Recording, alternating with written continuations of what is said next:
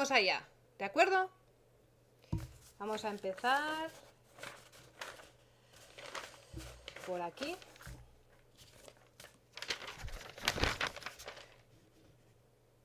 Vamos allá entonces. Pues muy buenas noches. Creo que ya me estáis oyendo. Avisar a nuestros invitados de que estamos en directo. Nos faltan un par, os voy a decir. Os habíamos avisado de que estaría con nosotros Arcadio Oliveras, economista, bastante conocido y querido en Cataluña y más allá. No ha podido ser, ha tenido una urgencia, nos ha pedido disculpas hacia vosotros y al resto de los invitados que ya les he transmitido. Y también nos falta otro invitado, que era la representante de Movimiento por la Paz en Colombia. Hemos intentado contactar con ellos, en concreto con Dianis Peraza, de la Corporación Desarrollo Solidario, que tienen un programa en colaboración con Movimiento por la Paz, como os cuento, y bueno, no ha sido posible contactar con ellos. Intentaremos a lo largo del programa, y si no, bueno, pues con lo que tenemos, que es un lujo, nos apañamos. Vamos a presentaros ya, porque hemos empezado tarde, tenemos una hora justita, una de nuestras invitadas se tiene que ir corriendo, que es la que está más lejos precisamente, entonces os la voy a presentar ya mismo. A la izquierda veréis a Susana Hidalgo. Buenas noches, Susana. ¿Me oyes bien? Buenas noches. Ella está en Dakar. En Dakar, ella es agregada de prensa, representante de prensa de Acción contra el Hambre. Ha estado unas cuantas semanas y todavía le quedan unas cuantas más viajando por el Sahel. Nos va a contar las cosas que ha visto, las cosas que ha experimentado. Y os tengo que decir que este especial, la parada Cooperación, la mitad o un poco más de la mitad es gracias a ella, el material que nos ha hecho llegar, los datos que nos ha hecho llegar y las ganas con las que nos ha acompañado en este programa. También tenemos a Yolanda Fresniño, que es representante, portavoz del Observatorio del Deuta en Cataluña. Es una de las personas que, como sabéis, se encerró la semana pasada en la Agencia Catalana de Cooperación al Desarrollo, reclamando, bueno, pues que ese alto porcentaje de recortes en la Generalitat, que era es una cosa inconcebible. Nos contará su propia experiencia. Yolanda, buenas noches. Hola, buenas noches. Y nos dará un montón de datos, que es de lo que ella sabe, y nos ayudará a contextualizar. Y luego al caballero que nos acompaña, pues poca presentación les puedo hacer. Buenas noches, profesor. Te llamo profesor. Federico Mayor Zaragoza. Yo tengo aquí apuntado todo lo que es usted. Y bueno, tardaríamos un montón de tiempo en actualizarlo. Mucha gente... Evítelo. ¿Quiere que lo lea todo? Yo se lo leo, pero podemos estar aquí toda la noche. No, en absoluto. Bueno. No, mire lo que le hago, mire. ¡Qué corte!, ¿no? Bueno, conocido por, digamos que mayormente conocido por ser director general de la UNESCO, que se dice pronto, entre el 89 y el 99, ha sido ministro de Educación y Ciencia, consejero de Presidencia, eurodiputado, en el 87 sale por aquí como de paso, ahora preside la Fundación Cultura y Paz desde el año 2000, también estuvo enredado en esto de la Alianza de las Civilizaciones, del expresidente Zapatero, ya si tenemos tiempo nos lo contará, y también es miembro de la Comisión Internacional contra la Pena de Muerte, ¿lo digo bien? Sí, muy bien. Bueno, pues podríamos hablar con usted de muchas cosas. La primera pregunta que quisiera trasladarle a usted y de paso a Yolanda y a Susana es, viendo todo lo que usted ha hecho, antes hablábamos con Ana de su fundación, usted fue director de la UNESCO en los años terribles en los que se recrudeció y se repitió el horror de los Balcanes. Yo tengo aquí algunas frases suyas de hace ya 20 años. Usted decía que en 1992 es el momento de la transición a la libertad y no al libre mercado, que las universidades deberían no ser dóciles. A mí me gustaría preguntarle, señor Mayor Zaragoza, ¿le quedan energías aún? ¿Le quedan ganas? ¿Le quedan ilusión por pelear por esto de la solidaridad y por la cooperación? Mire, yo ya tengo unos años, pero me levanto muy pronto y digo, vale la pena seguir luchando, porque hemos sido durante siglos, hemos sido súbditos. Sobre todo las mujeres no han pintado nada, no han estado siempre a la disposición de unos cuantos hombres que han tenido el mando absoluto. Yo creo que sí que vale la pena luchar todos los días por la liberación. Esto es la educación es lo que libera, lo que nos hace responsables. Creo que vale la pena. Déjeme que le ponga ahora nuestra audiencia, está viendo con nosotros un texto que usted conocerá bien, y muchos de nosotros también, es la Declaración Universal de los Derechos Humanos. Yo tengo aquí apuntado el artículo 22, el 25 y el 26, voy a leerlos rápidamente. El 22 dice que toda persona tiene derecho a la seguridad social y a la cobertura de derechos económicos, sociales y culturales. El 25 habla de un nivel de vida adecuado, de derecho a la alimentación, al vestido, a la vivienda, a la asistencia médica, a los servicios sociales. También habla de la mujer, como usted bien decía. La maternidad y la infancia tendrían especial cuidado, derecho a cuidados y asistencias especiales. Y el artículo 26, el derecho a la educación a rajatabla y que además debe ser gratuita. Muchos de nosotros entendemos que esta carta es una constitución mundial, señor Mayor Zaragoza. Creo que a nadie le descubro nada si sabemos, reconocemos o pronunciamos que estos 30 artículos no están siendo reconocidos mayormente en multitud de países. Usted, que ha estado en el meollo de todas estas instituciones, ¿cómo? Usted dice que se levanta por las mañanas y dice que todavía hay que luchar. ¿Usted sabe cuál es el marco legal, institucional, jurídico con el que los gobiernos del mundo, nosotros los pueblos del mundo, nosotros los gobiernos del mundo, pelean por la consecución de estos derechos? ¿Usted comprende la desilusión en la ciudadanía? ¿Usted comprende que la ciudadanía diga esto no sirve para nada? Ya no las instituciones internacionales, sino la política, incluso las ONGs. No es que esto, la ciudadanía ha dicho que no sirva para nada, al contrario, la ciudadanía está deseando que se la libere, está deseando dejar de ser súbditos para pasar a ser ciudadanos. Lo malo es cuando se toman estas medidas y sobre todo en el caso de Occidente. Usted dice es que no se observan los derechos humanos. Fuimos nosotros los culpables, aquellos que en los años 80 consintieron cambiar estos valores que en la Constitución de la UNESCO se llaman principios democráticos. Y los dejamos la justicia social, la solidaridad, la igualdad, la libertad. Y lo dijimos, y esto lo aceptamos. Confundimos valores con precios, y esto es de necios, decía don Antonio Machado.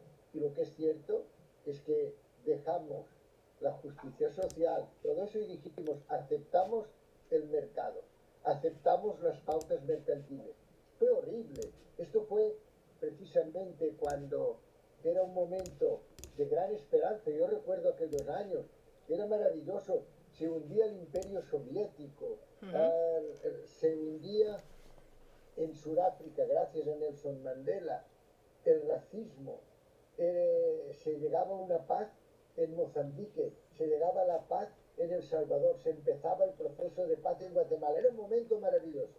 Y este aquí que el señor Reagan y la señora Thatcher en aquel momento dijeron, ahora hay que hacer el proceso de globalización, y aceptamos que se marginaran a las Naciones Unidas y se sustituyeran por los grupos estos plutocráticos del G7, G8. Pero ¿cómo vamos a tolerar que 8 países ricos manden sobre 196 de todo el mundo? Bueno, pero todo eso, como les digo, fue algo que sobre todo en Occidente lo aceptamos. Y ahora estamos pagando las consecuencias. Pues vamos ahora a preguntar a Yolanda Fresnillo, que te he dejado poco tiempo para saludar, discúlpame con las prisas. Quizás es la otra parte, corrígeme si me equivoco, de esa ilusión por la ciudadanía, porque tú trabajas en el Observatorio del Deuta, trabajas o te dedicas a ello, ahora nos contarás, y llevas acciones sobre papel, llevas acciones de comunicación, llevas acciones X, políticas, etcétera, pero también eres una activista, te consideras una activista, o mejor dicho, te consideramos los que te conocemos y te seguimos como una activista. La semana pasada, bueno, pues como uno más, estuviste allí en este encierro del que hablábamos. Fíjate que una persona en Twitter, Yolanda, nos dice, Thais Bonilla, nos dice, el encierro en la ACCD, en la Asociación de, bueno, Cooperación Catalana, lanzó a las ONGs catalanas a la calle y a la movilización. ¿Se debe seguir por este camino? Yolanda, ¿tú qué crees? ¿Estamos otra vez en ese año 94 en el que se llenó la Castellana aquí en Madrid de acampadas reclamando el 07? ¿Crees que es el momento en que las entidades deben de dejar este institucionalismo que quizás ha ganado demasiados espacios y volver un poco a reclamar la calle? Sí, de todas maneras, o sea, la respuesta sería sí, pero de todas maneras hay muchas organizaciones que nunca han dejado esa calle de alguna manera.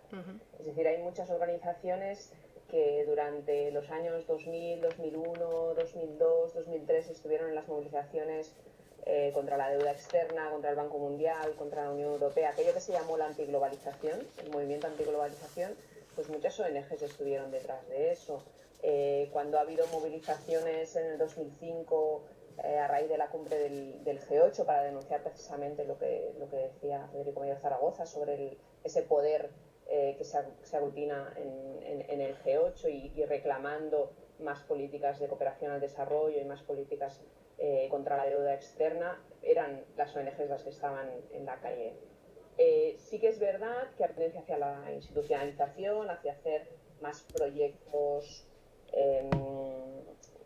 formales, digamos, que no serían tan de calle, y que quizás ahora es el momento de recuperar más fuerza en la calle o quizás acciones más radicales, más transformadoras, que es lo que reclama la situación actual, porque la situación es más dramática ahora que hace 5 años, tanto aquí como en muchos países del sur que van a ver recortados pues sus recursos, tanto por temas de comercio como por temas de ayuda, de forma dramática en los próximos años. Pero Yolanda, entonces, perdona sí, que dime. Perdona que te interrumpa, pero en este contexto, a ver si consigo encontrar aquí un titular del ministro de Exteriores Margallo actual, en este contexto de crisis en el que, bueno, ya sabemos, parece que se reproduce este mantra de primero nosotros y luego los de fuera, aquí lo tenemos, os lo leo. Margallo dice que mejor recortar en cooperación que recortar en pensiones. Esto es lo que dijo hace unas semanas. En este contexto en el que el miedo está metido en el cuerpo de los ciudadanos, ¿tú cómo te encuentras a la hora de pelear por esto de sacar todos los temas de la deuda, todos los datos, de justificar, de contextualizar, de reclamar que la cooperación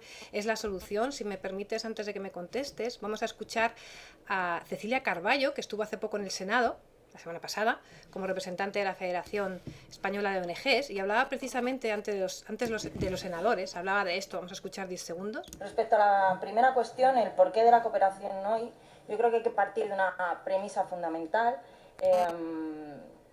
que de alguna manera radica en que la cooperación ha y debe ser parte de la solución y no es parte del problema, ¿no?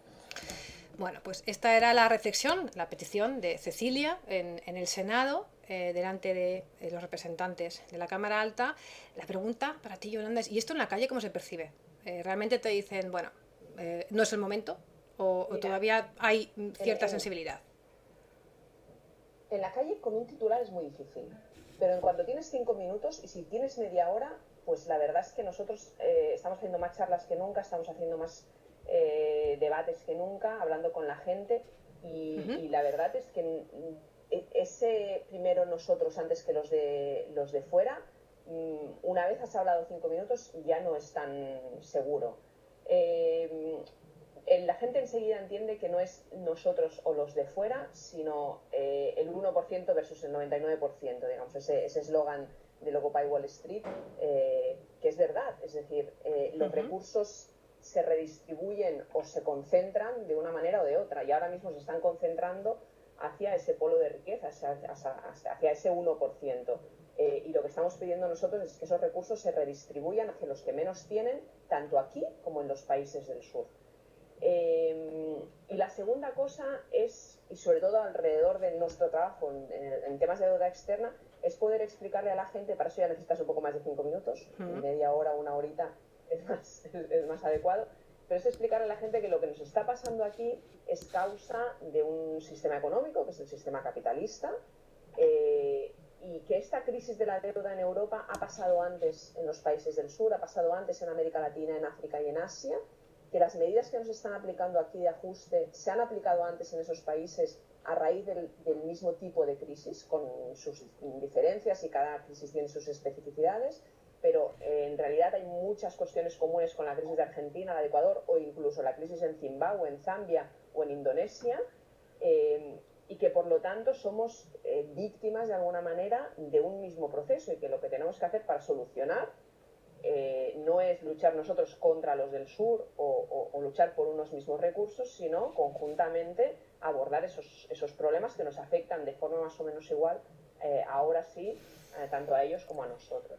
Mira, mientras estabas... Es decir, sí, continúa. Es muy difícil, lo que decía Margallo cala mucho y realmente es una frase que nos encontramos mucho en un primer encuentro, pero en cuanto tienes la oportunidad de profundizar, la mayoría de gente pues te acaba dando la razón. Mientras estabas hablando, Yolanda, yo estaba proyectando unos datos que hemos sacado de una ponencia que hubo hace pocos días en los encuentros POR que organiza la cadena SER con Iñaki Gabilondo. En este caso fue un especial contra el hambre, para ayudar a paliar el hambre, y hubo una ponencia de Gonzalo Fanjul y del periodista Nico Castellanos que nos dieron muchos datos que estaba pues emitiendo mientras tú hablabas. Aquí hablaban de la relación entre ingresos y alimentación. En el primer mundo el 10% de lo que ingresa una familia es lo que dedica a la alimentación. En el tercer mundo es el 70%, por lo tanto son mucho más vulnerables al incremento de precios. No, a ver si tenemos tiempo que el profesor Zaragoza nos explique un poco esta situación que ocurrió en el 2008. En España nacen al año 480.000 niños y en el Sahel mueren al año 645.000 niños. Esto es lo que nacen en España durante un año y medio, ¿no? Pues ya conectando con el Sahel, nos vamos a ir a saludar. Gracias, Susana, por esperar. Susana Hidalgo, como decíamos, asesora de prensa, corresponsal de comunicación de Acción contra el Hambre. Ahora mismo está en Dakar, después de haber hecho una ruta, ¿verdad?, por todos los países del Sahel, y nos ha hecho unos vídeos. La pedimos, la hicimos un atraco, que buscara gente que nos hablara de lo que significa la crisis en África, para intentar comprender o ponernos en situación y dejar un poco de mirarnos nuestro propio ombligo. Entonces vamos a escuchar uno de esos vídeos, Susana, si te parece. El primero que vamos a escuchar es el de Fatou. Vamos a ver si lo podemos oír todos. Yolanda y el señor Zaragoza lo escucharán, pero no lo verán. Vamos allá. Il y a les enfants qui sont là, aller à l'école c'est difficile, c'est pas facile. Il faut un travail difficile pour voir des choses, pour donner les armes, pour donner la nourriture à manger à l'école. Des fois pour payer les paiements, c'est difficile pour nous. Vraiment c'est très difficile pour les gens qui sont ici, Les gens pour manger des fois c'est difficile pour prendre. Il y a les gens qui prennent le déjeuner, il y a les gens qui prennent pas le déjeuner, il y a les gens qui mangent le soir, il y a les gens qui mangent pas le matin comme ça. On part. On cesse partout. Le travail, c'est difficile pour prendre. Des fois, tu travailles tout pour avoir de l'argent. C'est vraiment difficile pour nous tous. Bueno, pues lo que nos estaba diciendo Fatou, lo traduzco, básicamente es que hay gente que puede desayunar pero no puede comer, que les cuesta mucho encontrar trabajo y mantenerlo para educar a sus niños, y que eso es lo que básicamente les obsesiona. Susana, ¿qué es lo que tú te has encontrado estos días que has podido viajar por allí? Te traías de España esta losa que es la crisis europea, la crisis de la deuda, la prima de riesgo. ¿Cuánto tiempo tardaste en olvidar estos conceptos al aterrizar allí? Bueno, pues he podido visitar Níger, Mauritania y Senegal, que es donde estoy ahora, y al llegar aquí al Sahel relativizas absolutamente la crisis que estamos viendo en Europa o en España, sin menospreciar, por supuesto, los problemas que estamos teniendo respecto a la crisis económica. Aquí la crisis significa morir de hambre, significa no poder dar de comer a los niños. He estado en los hospitales viendo a los niños desnutridos. Parece que se nos ha congelado. Susana, te nos has congelado. Vamos a ver si conseguimos... ¿Ya has vuelto? Sigue hablando, te nos habías ido, pero has vuelto. Vale, bueno, no sé dónde me he quedado. Estaba contando que he podido visitar hospitales, tanto en Níger, Mauritania como en Senegal. Hospitales desnutridos con imágenes que ya creía perdidas, ¿no? Esas imágenes de los niños con las personas mayores, niños que no sonríen, niños que lloran,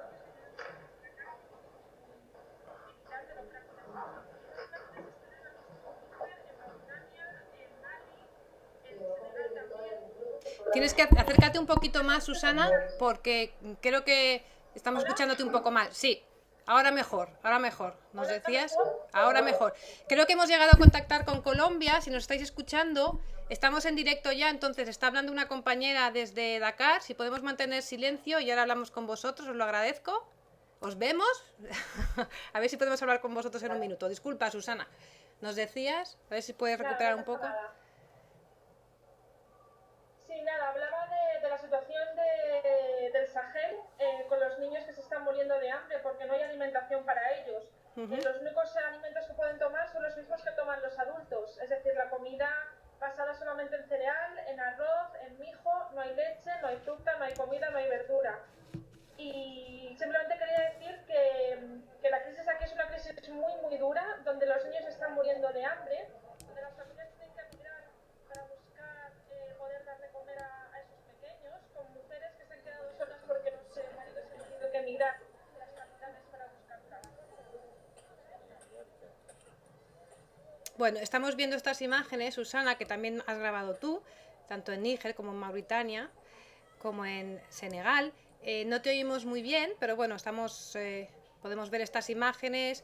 Tanto el señor Mayor Zaragoza como Yolanda no los ven, pero bueno, son imágenes de hospitales, imágenes de trabajadores de acción contra el hambre en centros de nutrición, grabados pues esta misma semana, porque Acción contra el Hambre Comunicación nos ha repartido hoy mismo.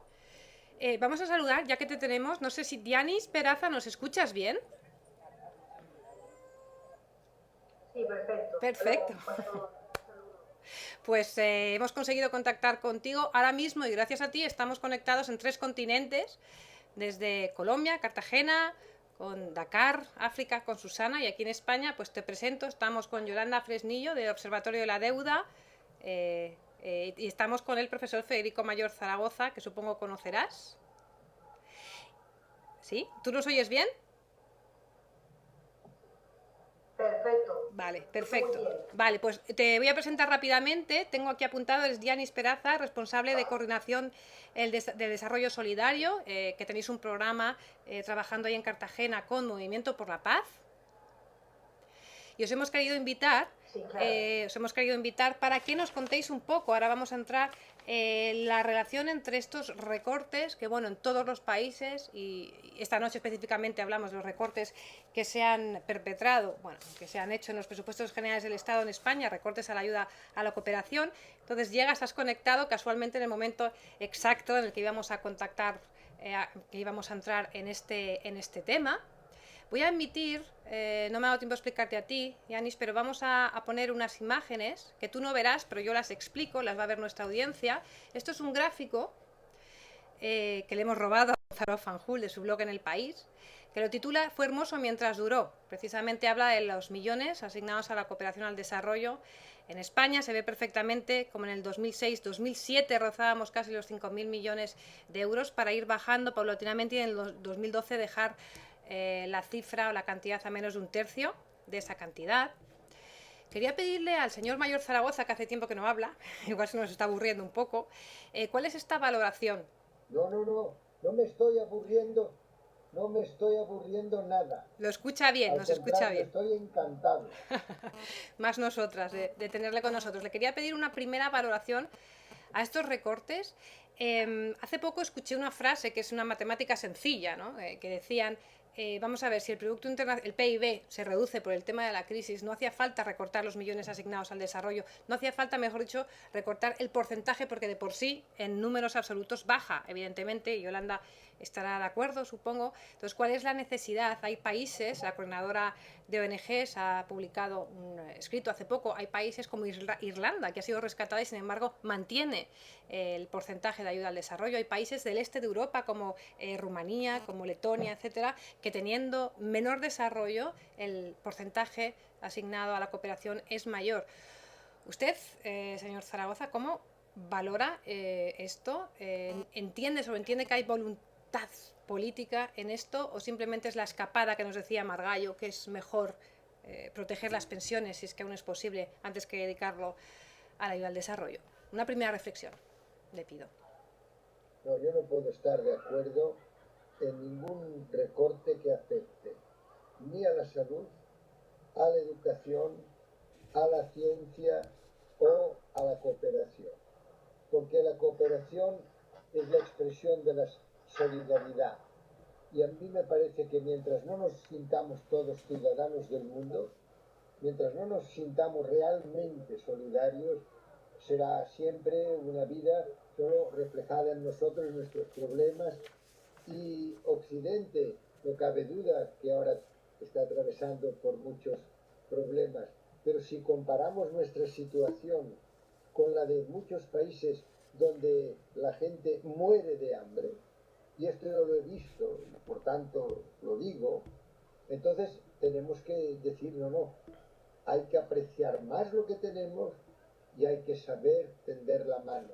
Y por eso yo creo que hay 4 sectores en los cuales el recorte no debería producirse.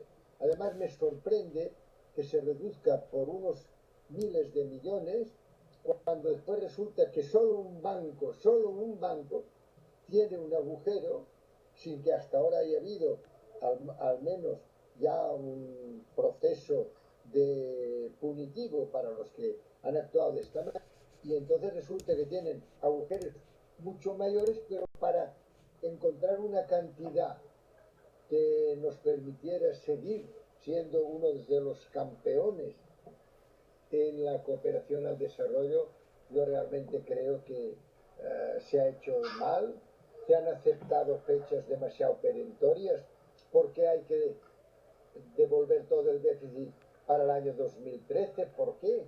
Se han aceptado unas imposiciones de los mercados que han llegado hasta el punto absolutamente insoportable de nombrar a gobiernos enteros.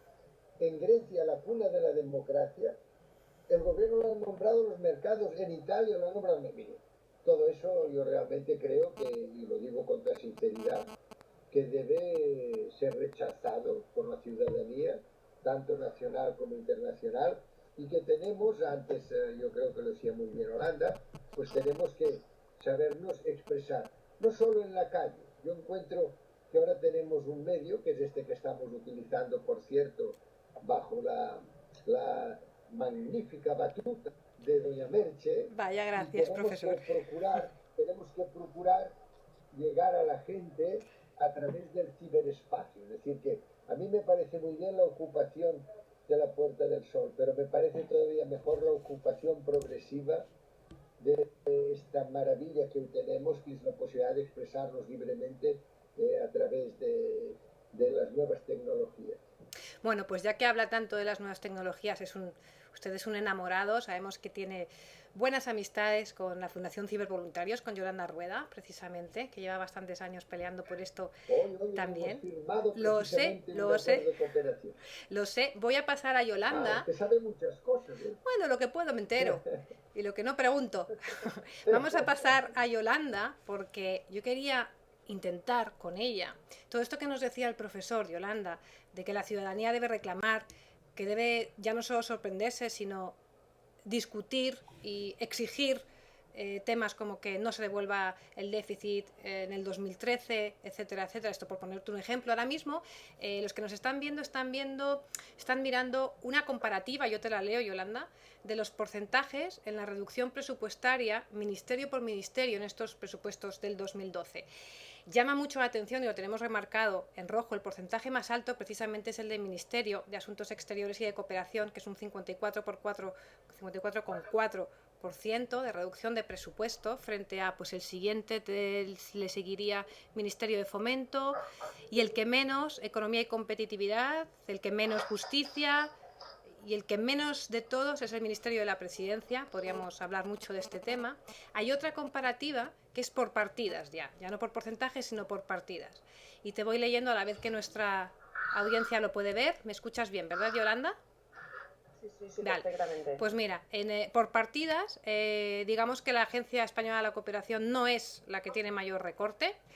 Tiene 594 millones de euros menos que el año pasado, que ya tenía un 50 y tantos % de reducción en cuanto a la ayuda oficial al desarrollo. El Fondo de Promoción al Desarrollo, también que está relacionado, es 670 millones de euros, pero tampoco es el mayor recorte. Nos llama la atención que la partida presupuestaria con un mayor tajo, digámoslo así, es el de las políticas activas de empleo, que triplica la reducción en 1.557 millones menos. Yolanda, ya estamos contigo otra vez en pantalla. Todos estos datos tan ahora mismo fáciles de leer, ¿cómo consigues? Tú antes me decías que para esto ya necesitas un poco más de 5 minutos.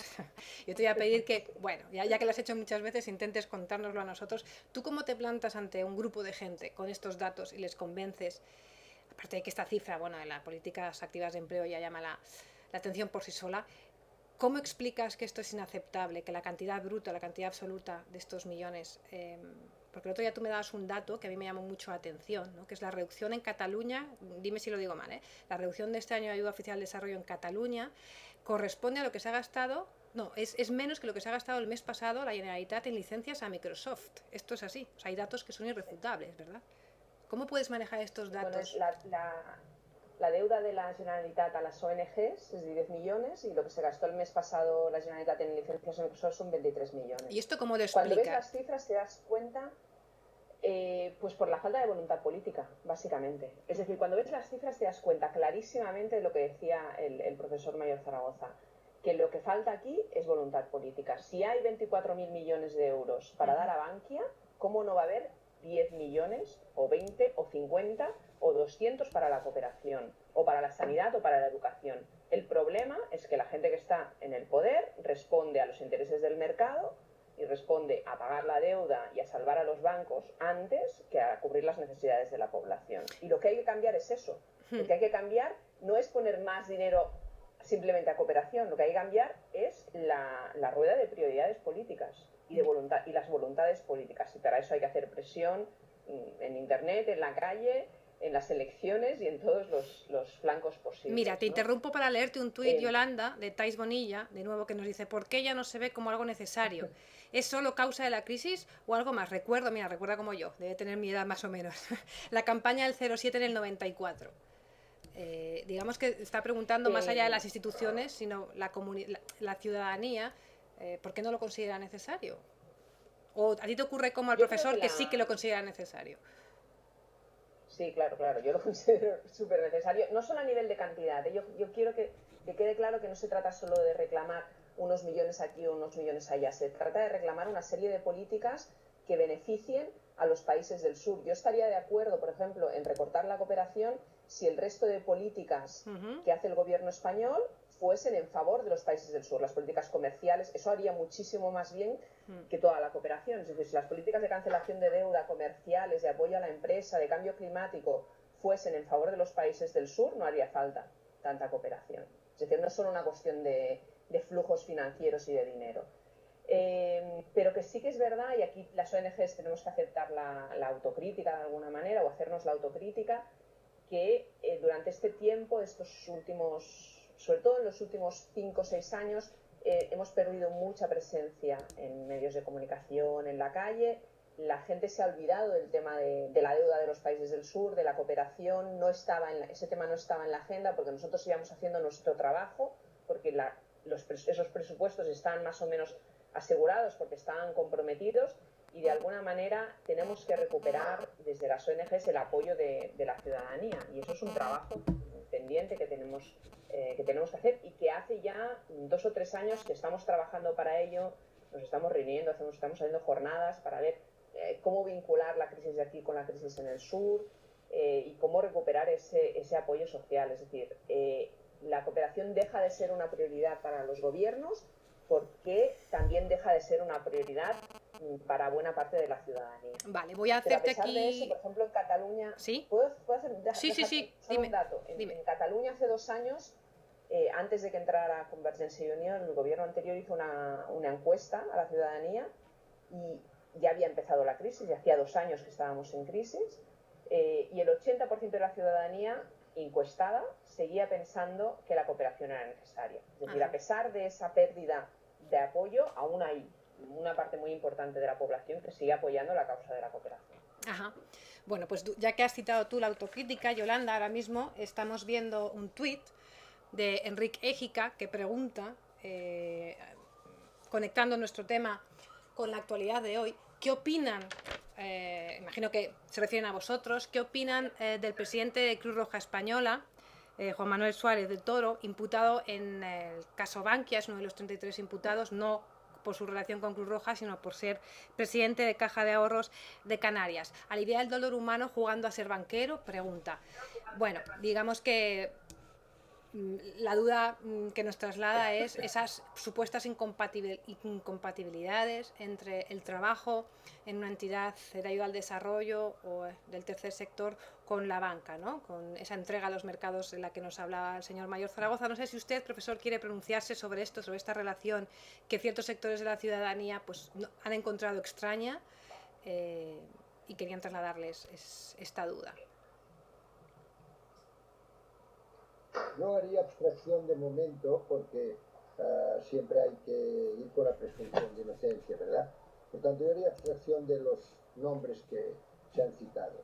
Pero lo que sí que es cierto es que estas grandes entidades deberían tener a personas, efectivamente, que no tengan vinculaciones con entidades que de momento pueden, como ahora sucede con tanta frecuencia, pues después tener imputaciones. Vuelvo a repetir, puede ser en muchos casos que haya habido consejos de estas entidades que hayan sido, como en algunas cajas eran, precisamente muy favorables a ayudar a la gente y al sector social. Pero lo que sí que es cierto es que estas grandes instituciones, la Cruz Roja, pues es una institución formidable.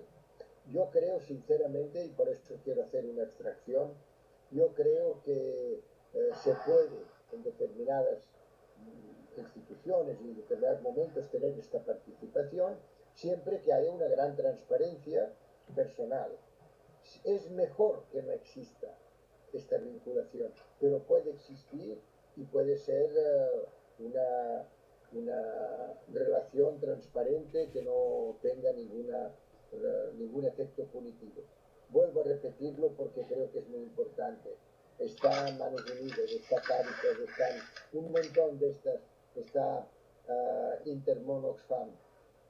Tampoco se puede pedir que las personas que dirigen estas entidades sean personas, por ejemplo, que no cobren, que no tengan la menor compensación económica. Es decir, que si el presidente de Cruz Roja tiene que ser una persona que hace esta labor, pues porque le parece bien y porque le gusta, pues, pero después no percibe absolutamente nada. La mayoría de los presidentes de fundaciones no perciben un céntimo, al contrario, a veces, y lo sé muy bien, a veces tenemos que ser nosotros los que contribuimos económicamente a la margen de estas fundaciones. Por eso le digo que yo haría una valoración muy personal y sobre todo lo que pediría sería una gran transparencia. Esto es lo que ha faltado en la mayor parte de estas entidades y por eso hoy están saliendo estos resultados. De momento, unas caixas de estas como estas con unos agujeros inmensos y con una responsabilidad seguramente penal de algunos de los miembros de los grupos directivos. Yo creo que ya sería muy bueno el pensar que no es necesario que exista esta doble vinculación, pero puede existir en algunos casos siempre que haya una gran transparencia. Bueno, aceptamos entonces, entiendo, profesor, la autocrítica de cara a que estas instituciones, entidades sociales, pues practiquen lo que predican, ¿no? Practiquen una transparencia ya trasladable también a otras instituciones públicas como son los partidos políticos y por qué no hablar de los gobiernos, ¿no? Vamos a hablar ya con nuestra invitada Dianis, que está en Cartagena, Indias. Muchas gracias por acompañarnos. Todo esto que estábamos hablando aquí, Dianis, de corrupción que termina reflejándose en la ayuda oficial al desarrollo y más allá, estos recortes que no sé si has tenido oportunidad de escuchar, estos millones de euros que son cantidades inmensas de recortes. En España en concreto hablamos de casi un 45% de reducción en esta ayuda a la cooperación al desarrollo. Queríamos preguntarte a ti, como representante de un proyecto que está en colaboración, desarrollándose en colaboración con una entidad española como Movimiento por la Paz, ¿has tenido oportunidad de, imagino que las noticias que habéis recibido desde España no son buenas, que os perjudica en algún caso a los proyectos? ¿Tendrías algún caso práctico que decirnos? Es decir, estas millonadas, estas cantidades que se publican en los periódicos, ¿cómo se reflejan en el día a día de un programa de cooperación como el vuestro? Bueno, primero saludarles, pedirles excusas por no llegar temprano, es que estaba un poco desconectada con el sistema, no sabía qué hacer, pensé que me iban a llamar y tenía que llamar, y bueno. Bueno, ya estás con nosotros. Eso, pero primera vez que utilizo esto y bueno, decirles que encantada de poder pues, conocerles a través de este medio y decirles en lo práctico que bueno, la reducción que ha existido y que viene existiendo, ya nosotros como institución hemos venido viendo afectaciones por esta reducción, porque en algún momento, además de recibir recursos de operación a través del gobierno español, también hemos tenido tuvimos la posibilidad casi 10 años de poder tener el apoyo con Intermón Oxfam, el cual en tema institucional, de fortalecimiento institucional, aportaba de una manera muy importante, puesto que ellos, además de hacer un aporte de recursos para ejecutar directamente con las comunidades proyectos de desarrollo, también tuvimos la posibilidad de crecer de una manera muy importante como institución, porque nosotros en ese momento empezábamos, un trabajo de 20 años con comunidades del norte de Bolívar y de los Montes de María, aquí en Bolívar, en el Caribe colombiano. Y nosotros iniciamos con una cooperación importante por parte de Intermón Oxfam. Nosotros en este momento estamos sintiendo más fuertemente, porque les venía diciendo que la reducción la venimos sintiendo ya desde hace unos 5 años, pero sobre todo en estos últimos 2 años, donde el trabajo institucional, porque nosotros lo entendemos así, pues no como un convenio como tal o un proyecto como tal, sino cuál es el proceso que tenemos como institución. ¿Me escuchan bien? Te escuchamos así. Quizás si hablas un poquito más despacio, te entendemos mejor. Hemos entendido que has empezado a notar los recortes o la reducción en ayuda los últimos 5 años y especialmente los últimos 2 años, ¿no? Que serían el recrudecimiento de la crisis. Eso es lo que te hemos podido entender. ¿Se han reducido fondos, Dianis? ¿Se han reducido infraestructuras? ¿En la práctica concreto? ¿En qué programa concreto? Sí, en nuestro caso, le venía contando que por casi 10 años tuvimos la cooperación de Intermón Oxfam y en este momento no tenemos la posibilidad de acceder a un uso muy importante para el proceso de trabajo que estamos haciendo, porque lo seguimos haciendo a pesar de no tener los recursos de cooperación. De alguna manera, como lo contaba Federico, nosotros hemos seguido aportándole a las comunidades porque el compromiso social con ellas y porque las necesidades, los intereses, la participación política de la gente no se acaba. Ahora, en estos momentos, estamos sintiendo cómo las comunidades han querido recuperar su organización campesina. Hace unos 6 años atrás, por el recrudecimiento del conflicto en Colombia, no podía de la organización campesina.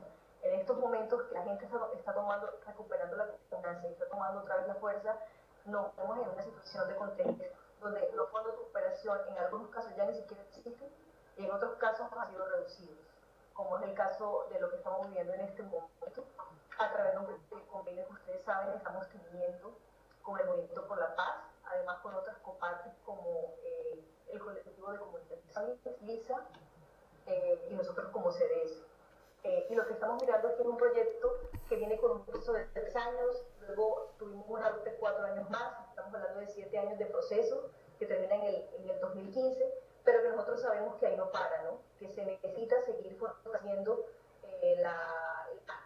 aspectos productivos, aspectos organizativos, aspectos políticos, porque la necesidad, como lo expresan todos y todas en lo que ustedes han alcanzado a escuchar en los últimos minutos, es una necesidad que permanece, que se presenta en la gente, y como digo, o sea, la organización campesina en este momento, que es el sector rural con el que nosotros trabajamos. Pues déjame, Dianis, déjame que resuma yo un poco lo que estás diciendo, porque no se te escucha muy bien. Creo que hemos entendido que lo que nos estás intentando trasladar es que en un país con una historia, con un contexto tan concreto como es el de Colombia, que socialmente en los últimos años, digamos que está mejorando la calidad democrática, quizás política, las comunidades están volviendo a sentirse con fuerzas y organizadas, que lo que no está llegando es esa ayuda que estaba, digamos, dimensionada horizontalmente o paralelamente junto con esa progresión de Colombia, pues que esta ayuda que quizás, como tú decías ahora, el convenio que tenéis firmado hasta 2015, sabéis que la necesidad va más allá del 2015, sabéis que las comunidades colombianas necesitan más años para restablecerse, etcétera, y que lo que estás viendo es que esa reducción pues digamos que no va a cumplir esas expectativas y que esos números tan grandes que yo te citaba antes de los periódicos, de las televisiones y los presupuestos generales del Estado, al final, al traducirse en ayuda, al traducirse en programas concretos con personas concretas, es donde se pierde y donde se empiezan los desajustes, ¿verdad? Más o menos, no sé si eso es lo que has querido contar y transmitir esa necesidad de que, ¿no? que consigamos equilibrar... Bueno, gracias, que intentemos equilibrar esas partidas presupuestarias con la realidad histórica de los lugares donde van. No sé si el señor Mayor Zaragoza lo entiende un poco así, que es una derivada, ¿no? A entender esa frialdad con la que se reparten las partidas y quizás no se tienen demasiado en cuenta a dónde van, el contexto social histórico de a dónde van y hasta dónde nos necesitan, ¿no? No, yo creo que en general la ayuda al desarrollo se lleva mucho mejor, sobre todo porque hay una cooperación, significa estar juntos desde el país que puede en un momento determinado dar esta ayuda y el país que lo recibe. Y se hace mucho mejor que la mayor parte de las administraciones. Es decir, yo no soy nada crítico en relación a cómo se ha llevado la ayuda al desarrollo en general, y creo que las personas que se dedican a ello son personas que están llenas de buena voluntad, porque podrían tener otras opciones y sin embargo creen que la primera es esta manifestación solidaria. Yo ya le digo, creo que a veces cuando se incrementan las auditorías y se incrementan los controles, no es bueno. Mejor es tener confianza y tener después, a posteriori, una gran y perfecta demostración de que los gastos se han realizado en virtud de los objetivos, no exactamente de los presupuestos, porque un presupuesto es algo que se hace antes de que ocurra, presupuesto. Por tanto, lo que se tiene que hacer siempre es dar una ayuda para un objetivo y después hacer que se presente con gran detalle en qué se han empleado estos fondos. Y yo le puedo asegurar, he estado muchos años en la UNESCO, en una situación de ayuda importante a muchos países, le puedo asegurar que no hay nada mejor que la confianza como base, aunque después exijas una buena demostración. Todo esto que se hace a veces de tanta burocracia en la relación bilateral o multilateral no suele dar buenos resultados. Bueno, pues vamos a dar paso a una pregunta que nos ha llegado en vídeo, que me va a servir para conectar de nuevo con Susana. Nos quedan pocos minutos ya. Es una pregunta de Siscu Planas que nos traslada desde nuestra herramienta web. Vamos a ver si, Susana, si la escuchas bien, y si no te la repito yo, ¿vale? Vale. Vamos allá. Pues el señor Mayor Zaragoza dice que hay que cambiar los valores bursarios por valores humanos. Claro, pero ¿cómo? ¿Quién toma esa decisión? ¿Quién obliga a nuestros mandatarios, a los que gobiernan el mundo, a hacer eso realidad?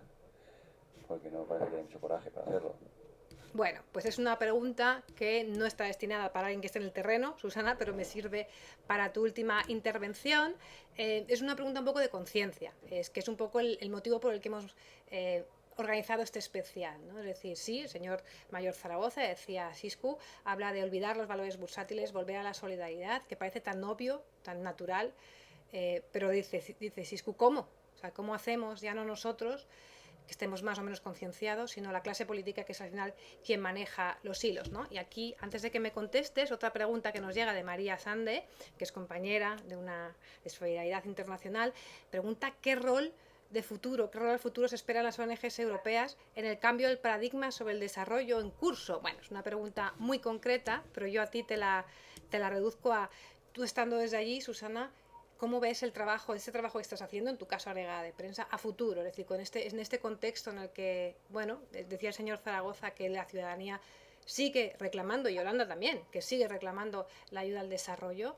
¿Tú cómo ves el trabajo de las ONGs al desarrollo? ¿Tú más allá de que evidentemente es útil, estando tú allí, ¿cómo ves esa pelea del día a día, digamos, en la conciencia global, de qué parte del cerebro del ciudadano le va a dedicar a esto? ¿Qué podéis hacer desde las ONGs para concienciar más?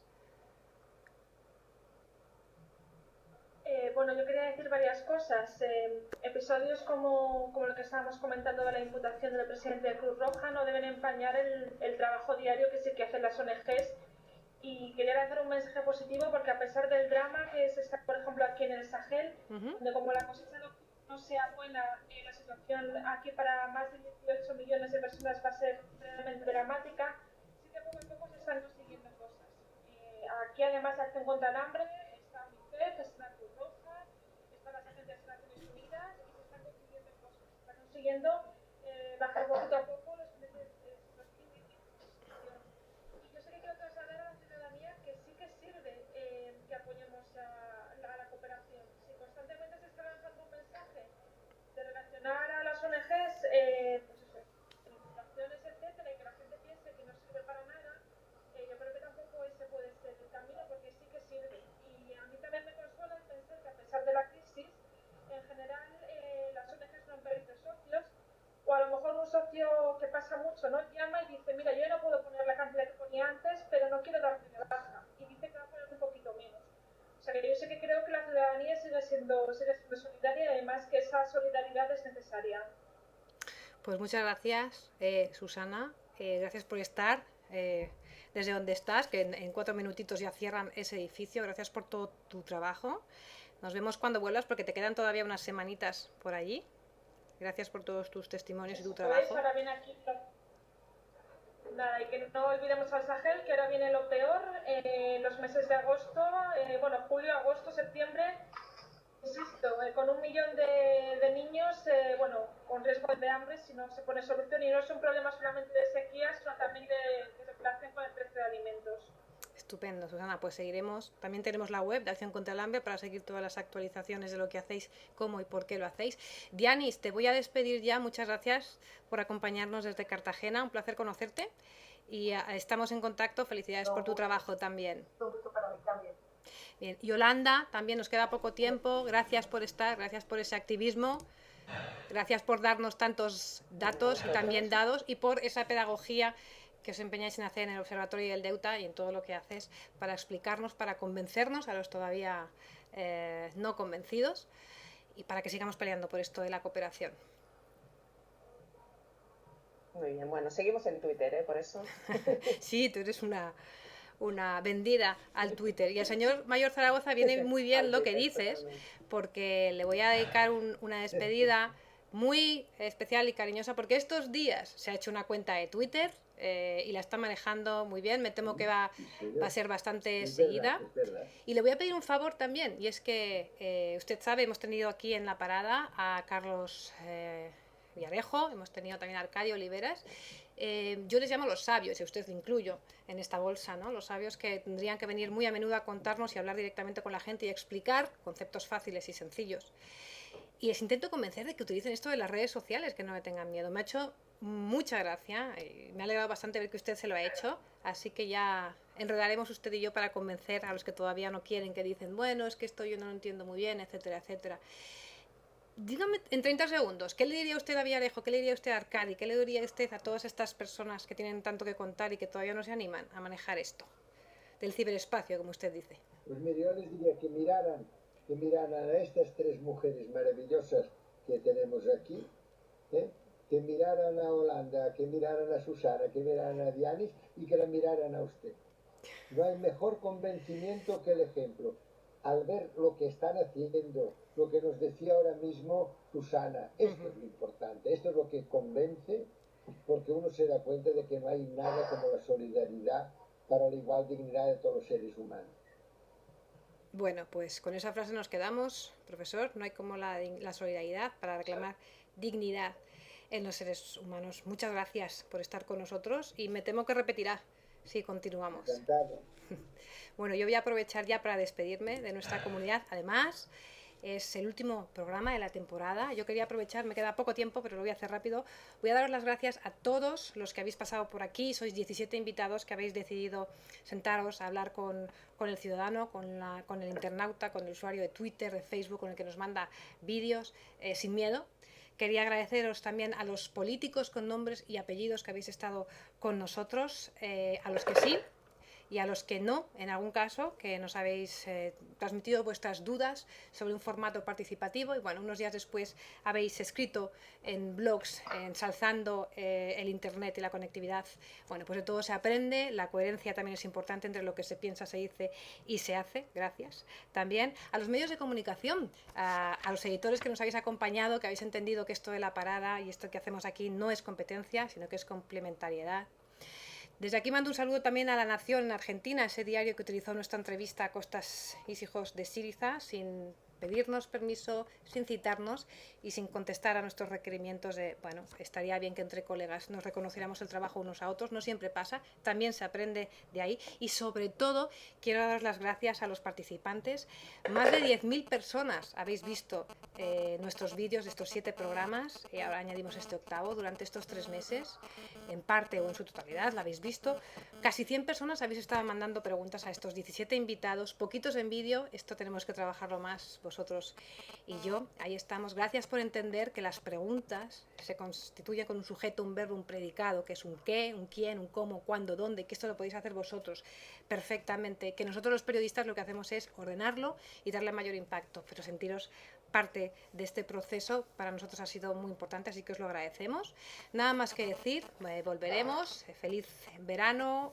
Volveremos, ya os diremos dónde, ya os diremos quién. Quizás no seré yo la que os hable a partir de ahora, quizás sí, tenéis que seguir aguantándome, eso ya lo veremos. Os voy a dejar con un vídeo que hemos editado con lo mejor, lo más divertido y lo más intenso que ha ocurrido en la parada. Gracias por estar ahí y volvemos de alguna forma. Chao.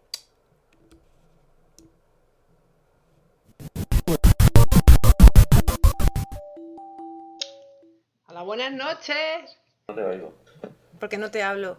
Yo ya os aviso que tengo las lentillas mal puestas y leo mal, con lo cual me veréis así, ¿vale? No pasa nada. ¿La parada? Punto. Budeo. ¿Qué más? Punto .org. Que a veces te pixelas un poco, ¿eh? Nos está pasando como... Tú también. Sí, no vale defenderse Antes, atacando. ¿ves ahora? Junio y ha vuelto la parada. Ah, se nos ha cortado alguno de nuestros invitados.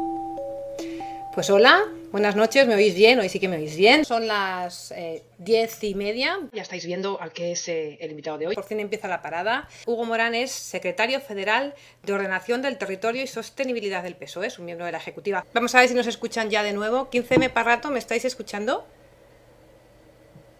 Oh, parece que no.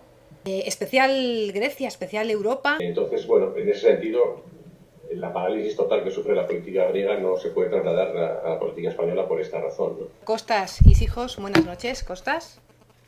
Buenas noches. Bueno, ahora se puede usted imaginar que casi toda la audiencia que nos está viendo está en shock por escuchar al secretario internacional de Syriza hablar un porteño. Yo estaré desde Dakar, habrá otros invitados en otras zonas del planeta. Esperemos que todos participéis, que nos mandéis vuestras preguntas vía Twitter, vídeo y... Es decir, nunca había pasado, ¿no?, que se apruebe un presupuesto del Estado el 30 de marzo y que en menos de 2 meses lo hayamos cambiado no sé cuántas veces, ¿no? Y nunca había pasado que cosas tan importantes como la organización laboral o del trabajo, la sanidad o la educación se resuelvan por decreto, ¿no? Llevamos 4 decretazos de esos gordos y tal en muy poco tiempo, ¿no? Y esto no es un símbolo de mandar, al revés, es un símbolo de que los que mandan no saben que mandan, ¿no?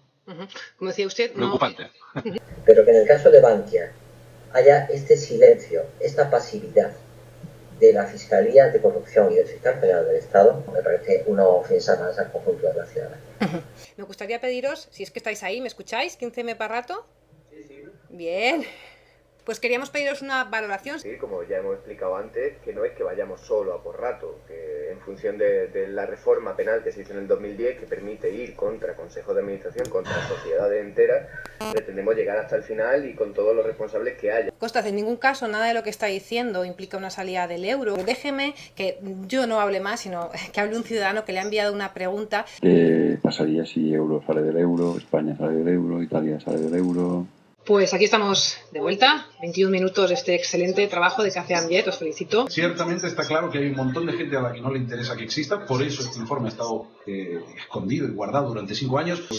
De las 7 personas que integran la sindicatura, 6 se negaron a que este informe llegara al Parlamento. 6. Esto quiere decir que han pactado como mínimo el Partido Socialista de Cataluña, Convergencia y Unió. No sabemos el voto del PP y de Esquerra Republicana. Si me lo permite, le voy a hacer un encargo.